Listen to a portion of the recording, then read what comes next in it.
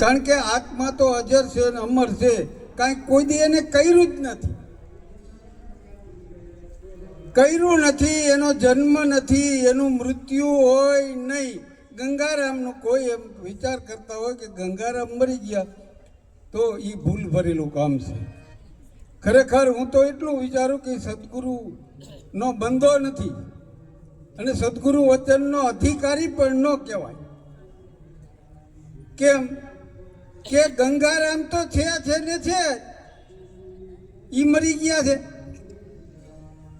તુલસીદાસી એટલે કહે છે કે અજન્માને જન્મ કહે છે, નિર્દોષીને દોષ દે છે. એ ભાઈ આકાશ ક્યું સરે છે? આવું શું કામે કરે છે જે અજન્મા છે?